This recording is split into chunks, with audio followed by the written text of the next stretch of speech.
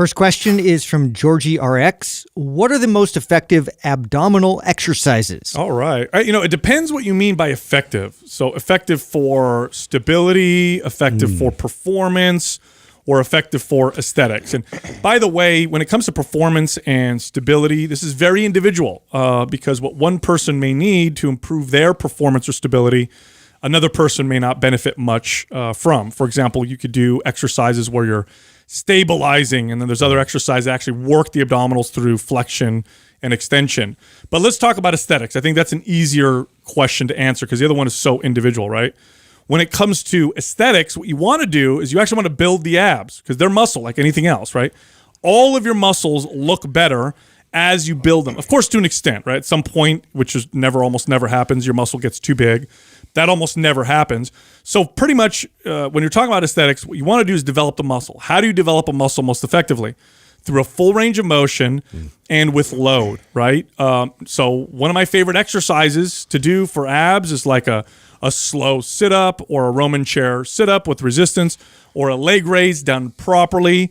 All of those include a decent amount of resistance. You have to be able to do them properly, right? But they build the abs. That makes them more visible. Gives you abs that you can see at higher body fat percentages. Well, I totally, would echo that. The first thing I want to point out, though, is to be able to make that connection and to be able to feel, your abs actually being involved more so than, say, hip flexors and really just going through the range of motion and going through these exercises without the proper intent and the proper mind-muscle connection. So to really take your time developing that strong recruitment process is massively essential for then loading that situation. Well, I couldn't agree more because the best ab exercise is no longer the best ab exercise if you cannot perform it correctly. Yeah. So that comes first. And believe it or not, a lot of people actually... Most people get it wrong. Yeah, are not connected to look at leg raises. How many people do you see do leg raises properly? Right. That's super, super rare. Yeah.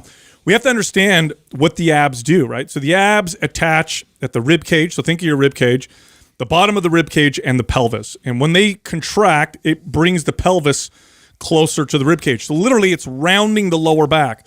What the abs don't do is bend you at the hips. So if I'm hanging and I just bend my legs, like this, if I just do a leg raise where my legs bend, that's hip flexors. Now my abs are bracing and stabilizing, so I may also feel it in my abs, but I'm not working my abs through a full range of motion. In order to do a leg raise where you're working the abs, you don't just bring the legs up by bending at the hips. You actually rotate at the pelvis so that your low back starts to round, and then you bring the legs up. And so you're kind of doing this kind of reverse crunch with a long lever, right? With your legs extended.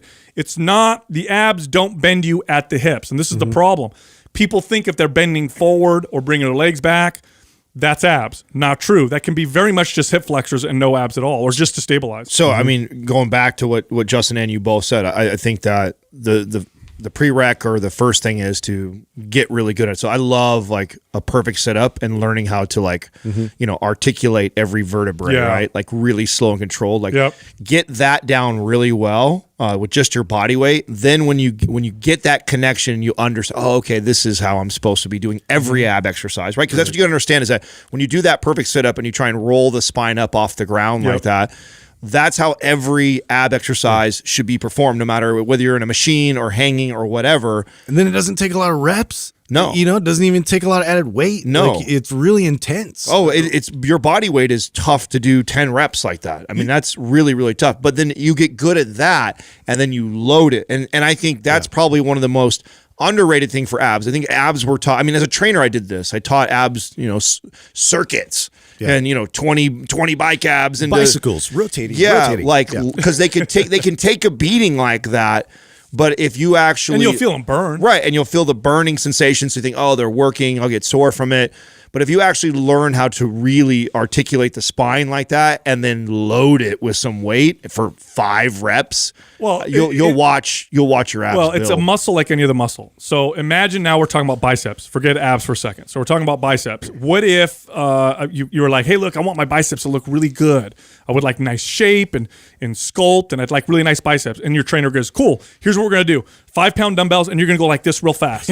And then you're going to move your hands like this real fast. And then you're going to bring them up here real fast. And your biceps will seen burn. infomercials like yeah, that. your biceps will burn, but you're not going to develop your biceps because you're just essentially doing cardio with your biceps. Yeah. That's what people do for their abs, and there's nothing wrong with that. If you want a lot of stamina and endurance in your abs, that's nothing. Okay, that's cool. But if you want to develop them and develop good aesthetics, which come from abs that are built, then you want to train them like any other muscle with some load and resistance. And this doesn't have to be weight, by the way. I'll tell you what. One of my favorite things to do was whenever I got a client, when I was a trainer, and I had a client with workout experience. So usually clients came to me and they were everyday average people, not a ton of workout experience.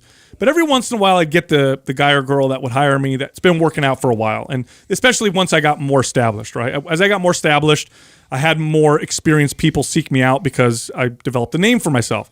So as people would hire me, they've been working out for a while, and I would do my assessment, and they would say things like, "Oh yeah, I work out my abs 3 days a week, and I'm really strong in my core, or whatever." And I'd say, "Okay, cool. We're gonna do a physio ball crunch. We're gonna just do a sit up on a physio ball." And they'd be, "Oh, I could do like 1,000,000 of those." I'd be like, "Well, we're gonna do it. I'm gonna make sure you do them right." And then I'd put them in position, have them anchor their hips, push your hips up, wrap your back around the ball, slowly crunch over the ball, and they do 10. They wouldn't be able to do more than 10 because they never really trained through that full range of motion and really trained the abs the way that they need to be and they're worked. compensating the whole time. They don't even realize it. Yeah. So the thing with me too with abs is like I've really like cut almost like I mean it can get crazy with how many different types of exercises are out there that people promote, but really I have like 3 maybe like go-tos, and it's like you mentioned with the perfect sit-up, it's a decline sit-up, and then it's like hanging raises, and that's about it. Yeah, I like the ab wheel, which is very hard to do properly. Very hard to do properly. By the way, we carry those now at our store. Didn't you just do a Friday fitness tip on that? I did. So I think, what is it, mindpumpstore.com? Is that it? Okay, so we have them now, but my ab wheels will build your abs if you can do them properly. It takes a while to get to do them properly, but that's one of my favorites. I love active planks. Active planks are also very hard to do properly. We have a YouTube where I demonstrate those, so that's a good one. And then reverse crunch or reverse crunch on an incline, which is easier than a leg raise, but still very challenging. Hanging leg raises are one of the hardest exercises to do properly. To do them properly without using your hip flexors the whole time. I don't know very many people that can do them you have properly. to be really intentional.